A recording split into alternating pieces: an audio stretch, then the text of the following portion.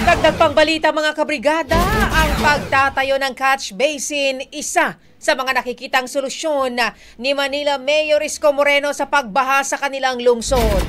Brigada Ann Cortez, ibrigada mo! Brigada Live Report!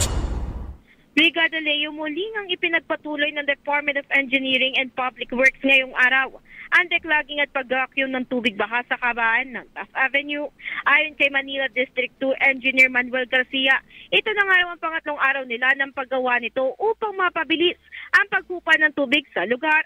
Sa bawat operasyon, nasa mga 30 sako umano ang kanilang nakukuhang burak o putik. At ito nga ang bahagi ng panayam natin sa kanya. After ng declogging, saka pa lang kami magbobomba. Yan yung pambomba namin. Para talaga totally maklear yung daanan ng tubig. Kasi usually naman, ang spoil naman, nandyan lang sa box culvert kasi dyan tumatapon eh. Andyan yung catch basin yan eh.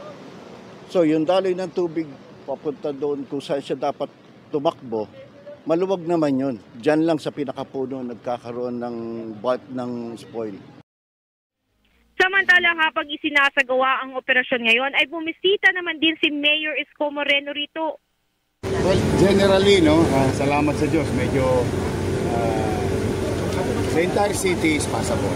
But maraming area na flooded, but it's still passable. Yung mga major thoroughfares, ayos naman.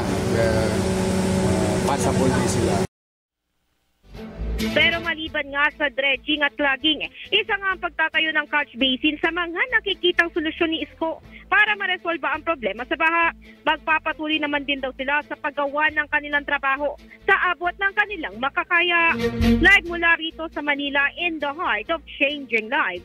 Ako si Brigada Ann Cortez ng 105.1 Brigada News FM Manila, the Music News on Brigada Balita Nationwide. Ang bahaging ito ay hatid sa atin ng NutriCleanse Herbal Capsule. Linis tiyan, sexy tiyan.